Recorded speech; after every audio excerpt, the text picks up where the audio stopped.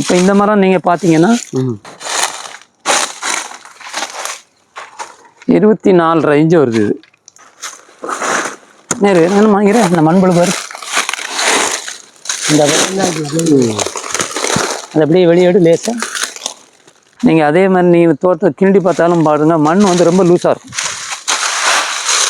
அந்த மாதிரி மரம் தான் இப்படி இந்த 1 2 இந்த வளைஞ்சி இளைஞ்செல்லாம் போயிருக்கு பார்த்தீங்களா? ஆமாம். அந்த மாதிரி உள்ளதெல்லாம் அனுபவம் இல்லாமல் அப்போ நான் விட்டதுனால விட்டது. இது பெருசாக வந்த பிறகு இன்டர் கிராப் போடலை. பெப்பர் போடலாமான்னு நினச்சிருக்கிறேன். அது வந்து அநேகமாக நவம்பர் மாதம்.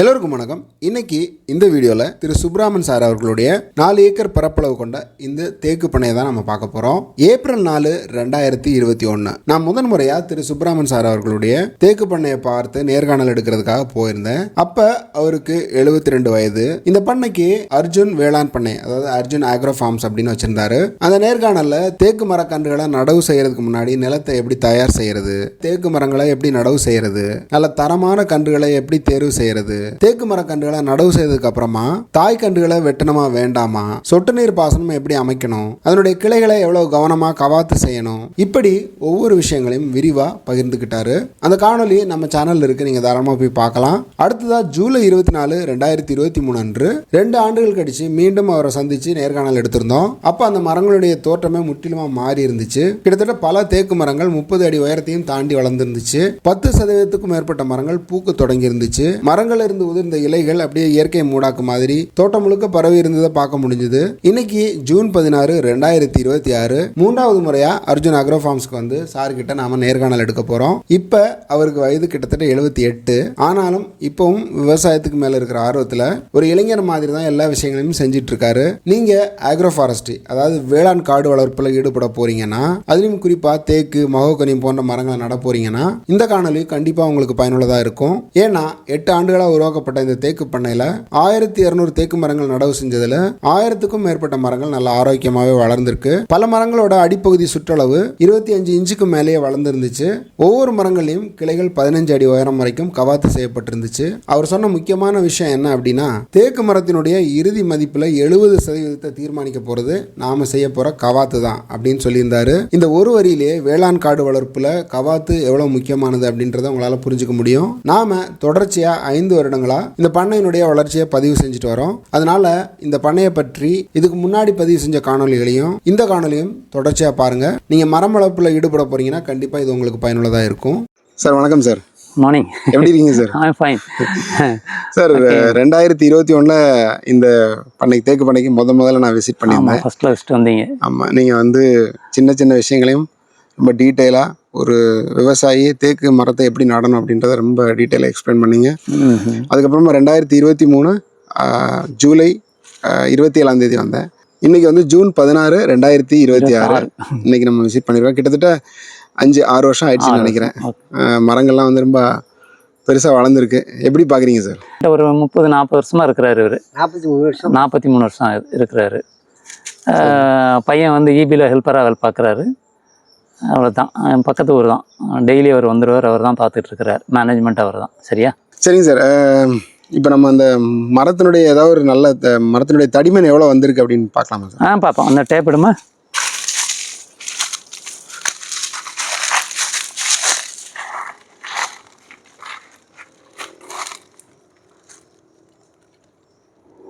இது 18 இன்ச்சு இருக்குது. இப்போது சர்க்கம்ஃபரன்ஸ் வந்து 18 இன்ச்சஸ். இது கொஞ்சம் கூட இருக்கும். அது இதோட அடிப்பகுதியில் அளந்து பாருங்க சார். அடிப்பகுதி அது எறும்பு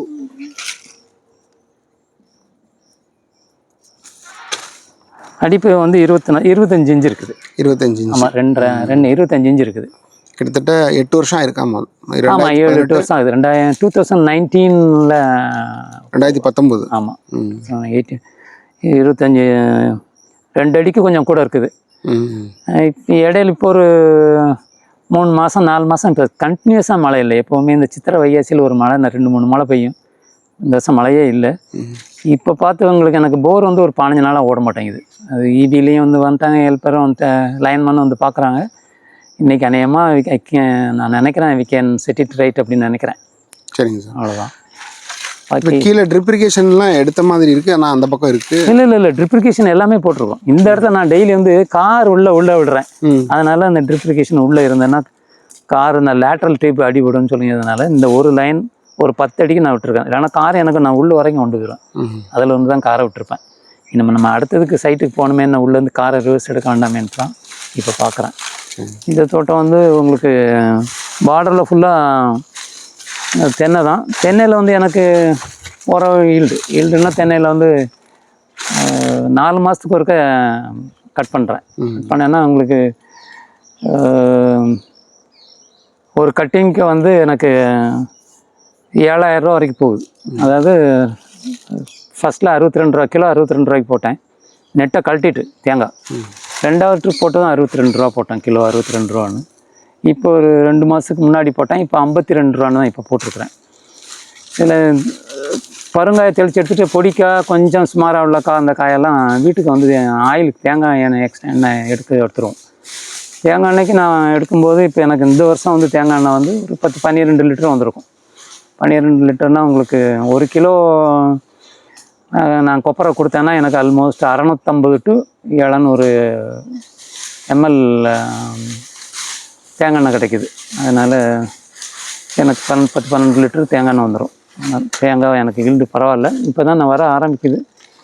நான் அடுத்தால வச்சுருக்க தென்னை வந்து பின்னாடி வச்சுருக்கோம். அதுவும் ஒரு 3 வருஷம் ஆகுது. அந்த 3 வருஷம் அது பாலை ஓரளவு வந்துருச்சு. நான் அந்த கன்று வாங்கணும்னு திருச்சி தான்.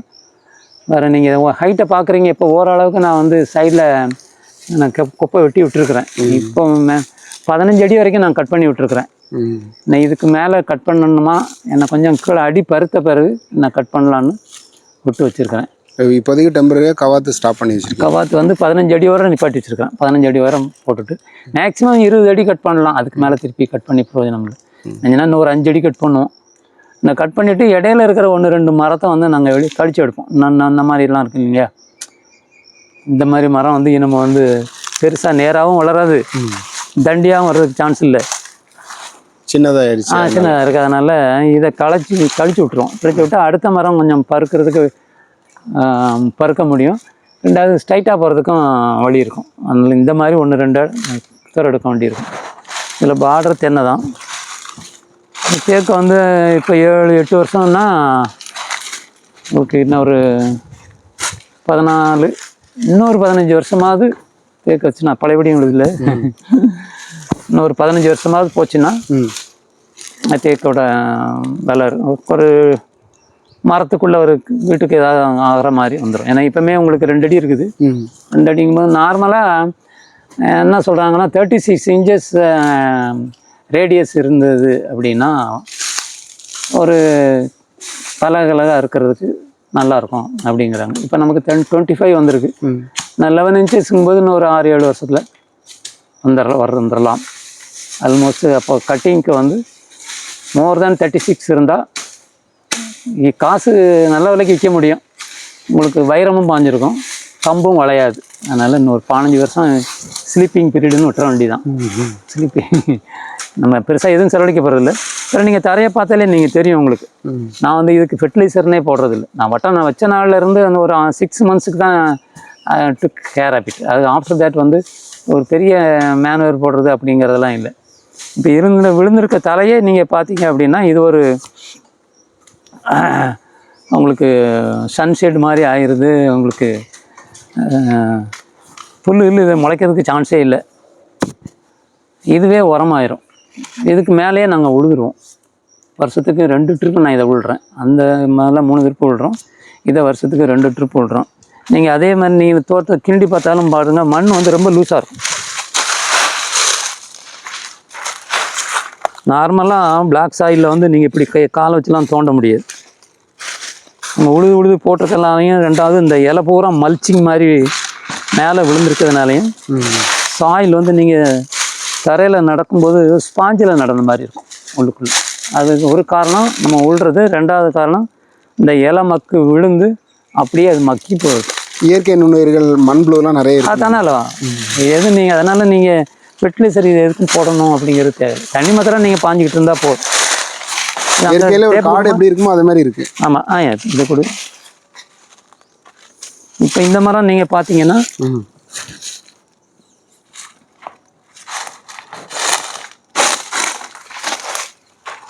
24 ரேஞ்சு வருது இது. 24 சாரி 28 வருது. 2 அடி 4 ரேஞ்சு வரும். 12 24 நாளும் இதனோட ரேடியஸ் வந்து 24 ரேஞ்சு வருது. இப்போ இன்னும் ஒரு 10 இன்ச்சு தானே வரணும். அப்படிங்கும்போது எனக்கு என் பார்வைக்கு இது வந்து ஒரு 10 இயர்ஸில் வந்துடலாம். ஹைட்டும் வந்து மினிமம் வந்து ஒரு 18 ஃபீட் வரைக்கும் எந்த கொப்பும் இல்லாமல் நேராக ஸ்ட்ரைட்டாக இருக்குது.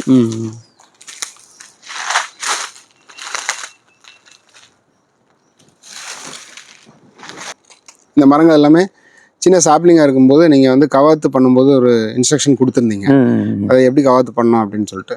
அதுக்கு எக்ஸாம்பிள் காமிக்க முடியுமா சார்?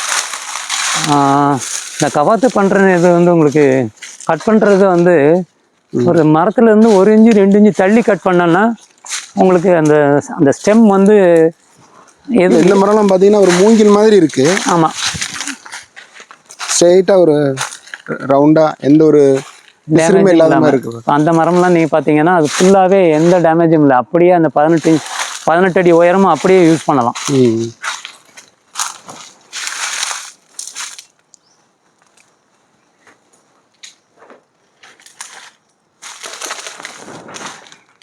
இதுக்கு முழுக்க முழுக்க காரணம் நீங்கள் கவாத்து பண்ண அந்த கவாத்து பண்ண மெத்தட் தான். இப்போ அதே இதை பாருங்கள், இதில் விட்டுட்டோம், அந்த இடத்துல ஒரு சூன் விழுந்துருச்சு. ஸோ இது ஒரு 6 அடியில் சூன் விழுந்துருக்குது. இப்போ 6 அடிக்கு கீழே வந்து இந்த கம்பு ஆகும். 6 அடிக்கு மேலே இருக்கிற கம்பு இதே குவாலிட்டியில் இருக்காது. ஸோ இதை மாத்திரம் நீங்கள் பார்த்துட்டிங்கன்னா நம்ம ஈல்டு அதில் தான் இருக்குது. நீங்கள் விடிய விடிய உட்காந்து நான் மரம் வளர்த்தேன் வச்சேன்லாம் சொல்லி போகிறாங்க. ப்ரூனிங் வந்து கட்டிங் வந்து ஒழுங்காக பண்ணிட்டீங்க அப்படின்னா அதுவே நமக்கு 70% ப்ராஃபிட் கொடுக்கும். அதுதான் மெயின். அதுதான் மரம் வைக்கிறது இல்லை. ஏன்னா அவன் வாங்கும்போதே பார்ப்பான், கட்டிங் வந்து இந்த உயரத்தில் இருக்குது, இந்த இடம்லாம் கழியும், 5 அடி தான் காணும், இது கட்டிலுக்கு தாங்க வரும், ஒரு சேருக்கு தான் வரும், பெரிய நிலை அந்த மாதிரி கம்புக்கெலாம் ஒரு உத்தரம் அந்த மாதிரிலாம் இது வராதுன்னு அவனே சொல்லிடுவான். ஏன்னா அது வராது, அந்த இடம் உள்ளே மச்சு போயிருக்கும்.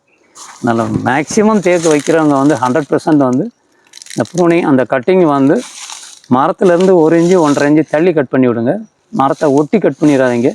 மரத்தை இப்படி கிழிச்சிடாதீங்க, இந்த கொப்பை கிழிச்சு விட்றாதீங்க. கிழிச்சு விட்டிங்கன்னா அது வடு விழுந்துடும். பிறகு அதாவது டேமேஜ் தான். பிறகு அது ஒன்றும் பேஸ்டிங்லாம் நீங்கள் ஒன்றும் பண்ண முடியாது. டேமேஜ் ஆனது தான். இப்போ அது அந்த இடம் உளுத்தது தான். மேக்ஸிமம் அதை மாத்திரம் பார்த்துக்கிட்டிங்கன்னா சரியாக இருக்கும்.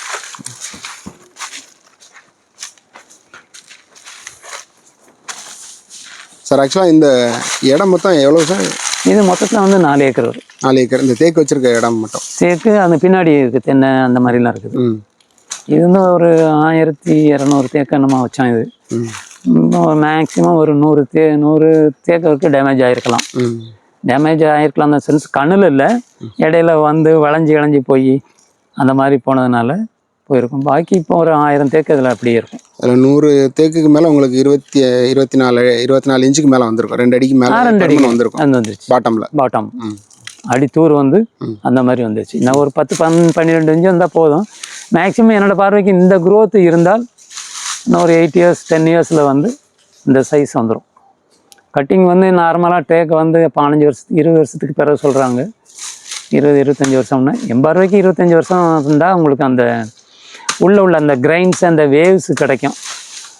நிலையோ நீங்கள் எதுவும் விட்டிங்கன்னா கம்பு வளையாமல் இருக்கும், அந்த வைரம் பாஞ்சிருச்சுன்னா. என்னோட ஐடியா வந்து இது அநேகமாக 25th இயர் இது கட் பண்ணால் ப்ராஃபிட்டபிள் நல்லாயிருக்கும். இப்போ அந்த இலை மக்கு வந்து உள்ளே உரமாகிறதுக்கு எத்தனை தடவை உழவு பண்ணுறீங்க? இப்போ நான் அது வருஷத்துக்கு இதெல்லாம் 2 ட்ரிப்பு விழுறோம். 2 ட்ரிப்பு விழுதாலே போதும். ஏன்னா வேர் வந்து சில சமயம் ஒரு 1/2 அடிக்கு தான் விழுறோம், வேர் எல்லாமே கீழே போயிடும். இது சல்லி வேருங்கிறது வராது, கீழே தான் மெயின். ஸ்டெம்மோட வேர் மேலே கீழே மாதிரி தான் இருக்கும். அதனால் வேர் பெருசாக அடிபடாது. உழுறதுங்கிறது அதிகமாக நம்ம உள்ள இன்டர் கிராப் எதுவும் வைக்காதனால 6 மாதத்துக்கு ஒரு வருஷத்துக்கு 2 ட்ரிப்பு உழுது போட்டுருவோம். இல்லை இப்போ வந்து பிளாக் பெப்பர் வைங்கன்னு சொல்கிறாங்க. நான் பிளாக் பெப்பர் வச்சா அது பார்க்க முடியாதான்னு ஒரு சந்தேகத்தில் வச்சுருக்கிறேன். இன்னொரு இந்த நவம்பர் டிசம்பர் வரும்போது பிளாக் பெப்பர் வைக்கலாமா அப்படின்னு நினச்சிருக்கிறேன். இந்த மருந்துகள் அப்படியே படுத்தி விட்டுறலாம் அப்படி. ஆமாம், நல்ல பிளாக் பெப்பர்லேயுமே உங்களுக்கு 2 வெரைட்டி இருக்குது. செடியும் இருக்குது, கொடியும் இருக்குது. கொடிங்கிறது பழைய காலத்து மரம். செடி வந்து இப்போது நீங்கள் இப்போ புதுசாக வர்றது, அது 4 அடிக்கு மேலே வளர போகிறதில்ல. நீங்கள் அதில் பெப்பர் பறிக்கிறது ஈஸி. செடியாக வளர்ந்து போச்சுன்னா நீங்கள் ஏணி போட்டு அந்த மாதிரி தான் பறிக்க வேண்டியிருக்கும். பட் என்ன சொல்கிறாங்க அப்படின்னா, செடி வந்து பெஸ்டிசைடு அந்த மாதிரி ப்ராப்ளம் வராது. செடியில் வந்து அந்த மாதிரி வரும், அந்த அட்டாக் இருக்கும் அப்படிங்கிறாங்க. சரி, ஒரு ட்ரையல் அண்ட் எரர், இதில் ஒரு 100 அதில் ஒரு 100 வச்சு பார்க்கலான்னு நினச்சிருக்கிறேன். ஏன்னா செடி உயர போயிடுச்சு. பெப்பருக்கு வந்து நிழலும் லைட் வெயிலும் இருந்தால் போதுங்கிறாங்க. அதனால் தண்ணின்னு எக்ஸ்ட்ரா ஒன்றும் கொடுக்க வேண்டியதில்லை. அதனால் வைக்கலான்னு நினச்சிருக்கிறேன். இப்போ வந்து தேக்குக்கு தூரில் தண்ணி பாய்க்கல, இன்பிட்வீன் தேக்கு 2 தேக்குக்கும் இடையில மாத்திரம்தான் தண்ணி பாயுது. அந்த தேக்கு முந்தி கண்ணாக இருக்கும்போது தேக்கில் வச்சுருந்த ட்ரிப்பை க்ளோஸ் பண்ணிட்டோம். டேப்பை க்ளோஸ் பண்ணிவிட்டு 2 இன்பிட்வீன் இந்த 2 தேக்குக்கும் இடையில தான் இப்போ தண்ணி பாஞ்சிக்கிட்டு இருக்குது. இப்போ பெப்பர் வச்சோம்னா திருப்பி I have to change it, பழையபடி வரணும். இந்த மத்தியில் இருக்கிறத க்ளோஸ் பண்ணிவிட்டு பழையபடி அந்த மூட்டு பக்கத்தில் தண்ணி விடுற மாதிரி அதை ஓப்பன் பண்ணி விடணும். அப்போ உங்களுக்கு பெப்பருக்கு மட்டுமே தண்ணி பாய்ச்சா போதும். ஆமாம், பெப்பருக்கு பாய்க்கும்போது இந்த தேக்கு சேர்ந்தானே பாய்து. அந்த தேக்கோட வேரில் மூட்டில் தானே பெப்பர் வைக்கிறோம், அதுக்கு தான் தண்ணி பாய்க்கிறோம். 2வது மரம் பெருசாக வளர்ந்துருச்சு. என்ன நீங்கள் தண்ணி பாய்ச்சிட்டே இருந்தீங்கன்னா க்ரீனிஷ் இருந்துக்கிட்டே இருக்கும். தண்ணி பாயலை, தண்ணி சரியாக வரலைன்னா அந்த க்ரீனிஷ் இல்லாமல் வந்து சரு மாதிரி ஓட ஆரம்பிக்கும். க்ரோத் வந்து பெருசாக இருக்காது. இந்த ஒன்று தான். இது ஒரு அக்டோபரில் நவம்பரில் வந்தால் ரொம்ப பசுமையாக இருக்கும். ரொம்ப பசுமையாக. இப்போவுமே இந்த மழை உங்களுக்கு பெய்ய வேண்டிய சித்திரையில் வைகாசியில் பெய்ய வேண்டிய மழை பெஞ்சிருந்தால் இதை விட நல்லா குளிச்சிருக்கும். நாங்கள் என்ன தான் தண்ணி பாய்ச்சாலும் சுற்றி பாருங்கள் ஒரே காடாக இருக்குது. அதனால் இந்த மழை பெஞ்சது எவ்வளோ தான் தண்ணி பாய்ச்சாலும் அந்த தண்ணி நிற்க மாட்டேங்கி படக்குன்னு அப்சர்வ் ஆகிடுது. சுற்றி எந்த தோட்டமும் இல்லை. அதனால் இது ஒரு ப்ராப்ளம். இன்னும் இதுவுமே எல்லாமே பிளாட் ஆகி வீடு வந்துருச்சு, எல்லாம் இந்த பக்கம் வந்துருச்சு.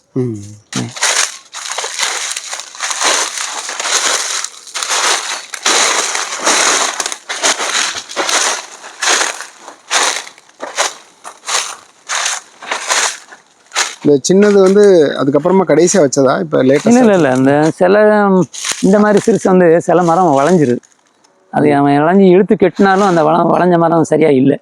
அதனால் அதை கட் பண்ணி விட்டோம். இது அதுலேருந்து வந்த சைடில் உள்ள சிப்ளிங் அந்த இதுதான். பட் இது எந்த யூஸுக்கும் ஆக போகிறதில்ல. நிழலில் மாட்டிக்கிடுச்சு, இன்னும் எதுக்கும் ஆகாது. சரி, வளர்கிற வரைக்கும் வளரட்டும். நமக்கு அது எதுவும் டிஸ்டர்பன்ஸ் கொடுக்கலையே. அப்படியே இருந்ததுன்னா அதை அப்படியே கட் பண்ணி வாழைக்கு மாற்றி விட்டுருவோம். தேக்கு வளர்க்குறவங்களுக்கு ரொம்ப முக்கியமான ஒரு டிப்ஸ் ஒன்று நீங்கள் கொடுத்துருந்தீங்க. அதாவது அந்த தாய்க்கண்ணை நம்ம வாங்கிட்டு வரும்போது தாய்க்கண்ணை விடக்கூடாது, அதுலேருந்து வரக்கூடிய அந்த கிளைகளில் இதில் ஹெல்த்தியாக நல்ல செழிப்பாக இருக்கிறத விடணும் அப்படின்னு சொல்லியிருந்தீங்க. இங்கே இருக்கிற மரங்கள் எல்லாமே அப்படி விட்டது தான். ஆல்மோஸ்ட் 90% அப்படி விட்டதான். ஒரு 10% வந்து எனக்கு அப்போ அனுபவம் இல்லாமல் நான் விட்டுருந்துருக்கலாம். அந்த மாதிரி மரம் தான். அப்படி இந்த 1-2 இந்த இளைஞ்செல்லாம் போயிருக்கு பார்த்தீங்களா, அந்த மாதிரி உள்ளதெல்லாம் அனுபவம் இல்லாமல் அப்போ நான் விட்டது. வேறு அவங்க சைட்லேருந்து வந்து சொன்னதுனால தான். நீங்கள் தாய் மரத்தை விடாதீங்க, அது குயிக்காக வளராது. சைடில் வரக்கூடிய ஸ்டெம்மில் எது நல்லா இருக்குதோ அதை விடுங்கன்னாங்க. அதுக்கு பிறகு நம்ம விட்டோம், பாக்கி எல்லாமே நல்லா வந்துருச்சு. சரிங்க சார். இப்போ வந்து புதுசாக தேக்கு நடவு பண்ண போகிறாரு அப்படின்னா அவர் என்னெல்லாம் பார்க்கணும், உங்களோட அட்வைஸ் என்ன சார்? அட்வைஸ் வந்து உங்களுக்கு கண்ணு வந்து இப்போது நாட்டு தேக்கு வந்துருச்சு. வெரைட்டியில் வந்து உங்களுக்கு நர்சரியிலலாம் வந்து புது வெரைட்டி சொல்கிறாங்க. நான் அந்த வெரைட்டியை வாங்கலை. இதை நான் நாட்டு தேக்குன்னுட்டு தான். அவங்ககிட்ட கேட்டால் என்ன சொல்கிறாங்கன்னா, இது 25 இயர்ஸில் கட் பண்ணீங்க அப்படின்னா அது 20 இயர்ஸில் கட் பண்ணலாங்கிறாங்க. பட் மார்க்கெட்டுங்களில் வரும்போது நாட்டு தேக்குக்குள்ள மதிப்பு வந்து அதுக்கு இருக்குமான்னு எனக்கு தெரியல. ஏன்னா நீங்கள் இப்போ வாங்கினா கூட மலேசியா தேக்கு, கேரளா தேக்குன்னு சொல்லி தான் நீங்கள் தேக்குன்னு வாங்குறீங்க, இல்லைன்னா மலேசியா கோங்குன்னு வாங்குறீங்க. நாட்டு தேக்குக்குள்ள ஸ்ட்ரென்த்து இப்போ வரக்கூடிய நியூ வெரைட்டிக்கு இருக்குமான்னு எனக்கு தெரியல. யாரும் இது வரைக்கும் கட் பண்ணியிருக்காங்களான்னு தெரியல. அதனால் நான் நாட்டு தேக்கு தான் நட்டுருக்குறேன். என்ன ஒரு 5 இயர்ஸ் டிலே ஆகும். பட் அதை விட என் பார்வைக்கு இது காஸ்ட் வைஸ் எனக்கு சேல் பண்ணும்போது நீங்கள் 25 வருஷத்துக்கு பிறகு கூடவில் தான் போகும். இது ஸ்ட்ரென்த் இதில் தான் கூட இருக்கும்னு நினைக்கிறேன். அந்த வேவ்ஸு அந்த கிரைன்ஸ் எல்லாம் இதில் இருக்கும் நல்லா. அதில் இருக்குமான்னு நமக்கு தெரியல. இது வரைக்கும் நான் அதை பார்க்கல. அதனால் நான் அதை பற்றி எனக்கு சொல்ல தெரியல. பட் நாட்டு தேக்குனா விலை கம்மி, அந்த தேக்கு கொஞ்சம் காசு கொடுத்து வாங்கணும். இது வந்து ஃபாரஸ்ட்டில் நம்ம வாங்கலாம். கவர்மெண்டில் ஃபாரஸ்ட்டில் வந்து நீங்கள் பதிஞ்சு வச்சுருந்தீங்கன்னா வாங்கிடலாம். இனிஷியல் இன்வெஸ்ட்மெண்ட்டு கம்மி, பின்னாடி மெயின்டெனன்ஸுங்கிறதெல்லாம் பெருசாக இல்லை. பட் உங்களுக்கு ரிட்டர்ன் வந்து ஆஃப்டர் 25 இயர்ஸ் தான். அந்த ஒன்று தான் உங்களுக்கு. மண் வளம் நீர் வளத்தை பொறுத்த மண் வளம் நீர் வளம் வந்து மண் வந்து நல்ல லூஸ் சாயிலாக இருந்ததுன்னா தேக்கு நல்லா ஓடி வரும். கொஞ்சம் ஹார்ட் சாயிலாக இருந்ததுன்னா வேறு போக கொஞ்சம் சங்கடப்படும், முட்டிக்கிட்டு வளரும். பட் அந்த குரோத்துங்கிறது ஒரு ஃப்ரீ குரோத்துங்கிறது இருக்காது. பட் என்ன மண்ணுனாலும் இது வந்துடும். நார்மலாக ரொம்ப களியாக இருந்து ரொம்ப சாயில் இருக்கிற மாதிரி இருந்தால் வேறு கொஞ்சம் ஃப்ரீயாக போகாதுன்னு வைங்களேன். அந்த ஒன்று தான். பட் உழவுங்கிறதெல்லாம் ஃபஸ்ட்டில் கண்ணை நடுறும் போது வச்சு கொஞ்சம் ஃப்ரீயாக உழுதுட்டு ஒரு 3/4 அடியாவது கொஞ்சம் ஃப்ரீயாக இருந்ததுன்னா வேறு சீக்கிரம் போகும். இப்போ நான் சொன்னேன் நான் 10 அடிக்கு ஒன்று வச்சுட்டேன். நார்மலாக ஒரு 12 அடி 15 அடி வச்சிங்கன்னா ஒரு பெரிய டிராக்டர் போய் உழதுக்கு ஈஸியாக இருக்கும். 10 அடிக்கு வைங்க. உங்கள்கிட்ட சின்ன டிராக்டர் இருந்து பவர் டில்லர் இருந்ததுன்னா ஒன்றும் பிரச்சனை இல்லை, நீங்களே உட்காந்து அடிச்சிடலாம். அப்படின்னா இப்படியே வைக்கலாம். இன்டர் கிராப்புங்கிறது வந்து இதில் சிறுசில் வைக்கும்போது இன்டர் கிராப் வந்து தடி பூசணி தான் இதுலேயும் போட்டிருந்தேன். பட் அதுவும் பெருசாக எனக்கு ஈல்டு ஒன்றும் கொடுக்கல. இது பெருசாக வந்த பிறகு இன்டர் கிராப் போடலை. இப்போ இன்டர் கிராப் வந்து இப்போ தான் அந்த பெப்பர் போடலாமான்னு நினச்சிருக்கிறேன். அது வந்து அநேகமாக நவம்பர் மாதம், அக்டோபர் நவம்பரில் ஒரு மழை பெஞ்சதுன்னா உழுதுட்டு ஒரு ட்ரையலாக ஒரு 100-200 கன்று நடலாம்னு நினச்சிருக்கிறேன். But how far it is going to give ஈல்டுங்கிறது அவங்களுக்கு தெரியல, பார்த்தா தான் தெரியும். கொக்கோவும் சொல்கிறாங்க. கொக்கோ வந்து மார்க்கெட்டிங் பார்க்க வேண்டியிருக்குது. நீங்கள் கொக்கோலாம் லார்ஜ் ஸ்கேலில் போட்டிங்கன்னா கம்பெனிக்காரன் வந்து எடுக்கிறான். பெப்பர் வந்து அப்படி இல்லை. நீங்கள் கொண்டு போய் பலசர கடையில் 1 கிலோ நான் வச்சுருக்கேன்னாலும் விற்றுடலாம். இந்த இதனால தான் நான் பெப்பர் பார்த்தேன். வீட்டு தேவைக்கும் பயன்படுத்தி வீட்டுக்கும் வச்சுக்கலாம். கொக்கோ நீங்கள் வீட்டுக்கு ஒன்றும் செய்ய முடியாது. நீங்கள் அதை யாராவது ஒரு பெரிய கம்பெனியை பார்த்து தான் போகணும். கம்பெனியை பார்த்து போகும்போது ஈல்டு நிறையா இருந்தால் தான் உங்கள்கிட்ட அவன் வாங்க வருவான். அப்படி இல்லைன்னா கொக்கோ வந்து பிரயோஜனம் இருக்காதுங்கிறது என்னோட நினைப்பு. நான் பெப்பர் ப்ரிஃபர் பண்ணது காரணம் வந்து மார்க்கெட்டிங் தான். லோக்கலாக பலசர கடை இருக்குது, ஒருத்தன் 1 கிலோ வாங்கினா கூட எனக்கு போதும், வீட்டுக்கும் உபயோகப்படுத்திக்கலாம். பலசர கடையில் எல்லா காலகட்டத்துலேயுமே பெப்பர் வந்து விற்கக்கூடியது தான். லோக்கல் மார்க்கெட்டில் பெப்பர் கிடைக்காது, வெளியே தான் வாங்கி ஆகணும். அதனால் பெப்பர் என்கிட்ட தான் இருக்குதுன்னு தைரியமாக நான் போடலான்னு தான் பெப்பர் போடலான்னு நினச்சிருக்கிறேன். கொக்கோ போடாமல் இருக்கிறது காரணம் வந்து அது போட்டால் லார்ஜ் ஸ்கேலில் போட்டு லார்ஜ் ஸ்கேலில் ஈல்டு வந்து டன்னேஜ் கணக்கில் நீங்கள் கொடுத்தீங்கன்னு சொன்னால் அது கம்பெனிக்காரனுக்கு கொடுக்கலாம், அவன் வருவான். இந்த மாதிரி இதுக்கு நம்ம மாதிரி சின்னமாக குறையா போட்டு பெப்பர் எடுத்து மார்க்கெட்டிங் பண்ணுறது முடியாதுன்னு நான் நினைக்கிறேன். ட்ரையல் அண்ட் எரர் பேசிஸ் தான் பெப்பர் வந்து பார்க்கலான்னு வச்சுருக்கிறேன். சரி.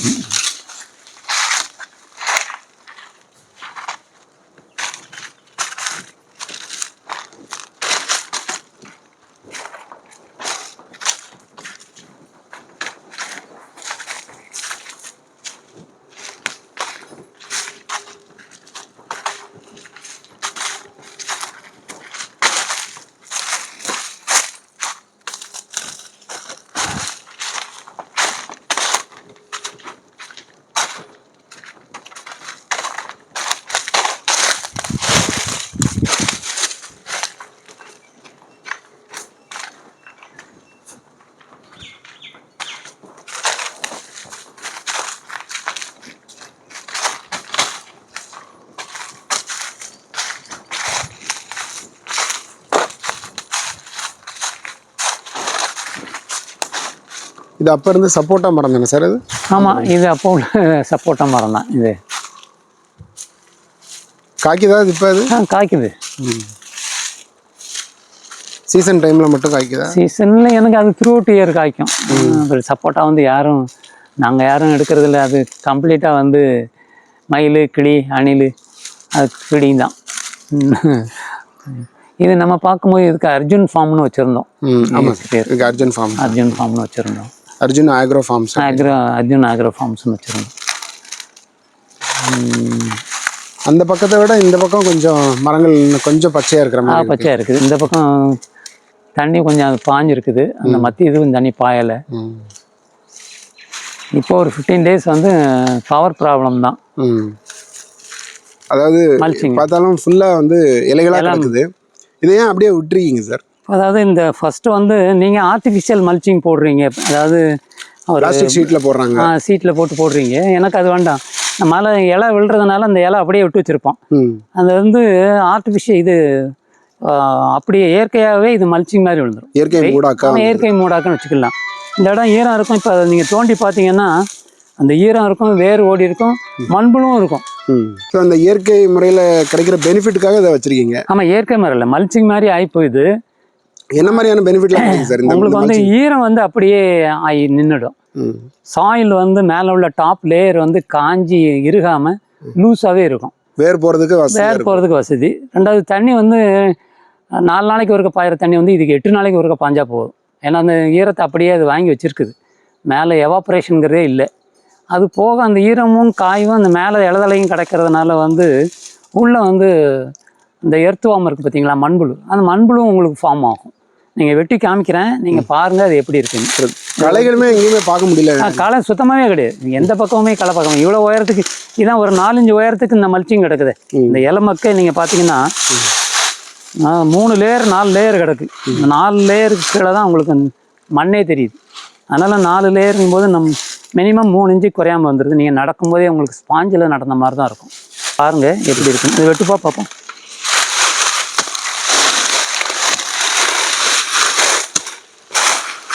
இந்த ஈரம் பாருங்கள் அப்படியே இருக்குது.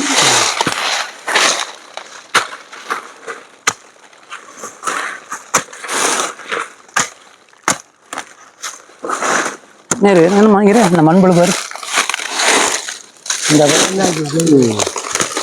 அது அப்படியே வெளியேடு லேசாக தெரியுதா மண்புழு? கையில் எடுப்பா, லேசாக விரல தூக்கு. கையில் அப்படியே மண்புழு தானே.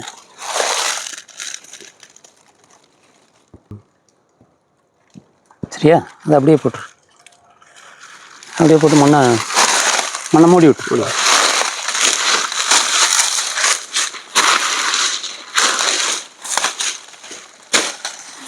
இதனால நல்ல ஏரேஷன் கிடைக்குது. ஃபெர்டிலைசேஷன், அதாவது உரம் போட வேண்டிய தேவை, உரம் போட வேண்டியதில்லை, தண்ணி பாய்க்கிறது குறையுது. நேச்சுரல் உங்களுக்கு அந்த எர்த்துவம் அதெல்லாம் வர்றதுனால அதுவே உங்களுக்கு ஒரு மண்ணை கிளறி விட்டு உரமாகி போயிடும். நீங்கள் வேறு எந்த உரமும் வெளியே எக்ஸ்டர்னலாக வெளியே இருந்து கொண்டு வந்து எந்த உரமும் போட வேண்டியதில்லை, ஃபெர்டிலைசர் போட வேண்டியதில்லை. 6 மாதம் முன்ன பார்த்தோன்னா வெட்டியாக இருந்துச்சு. இப்போ உழுதுருவோம்.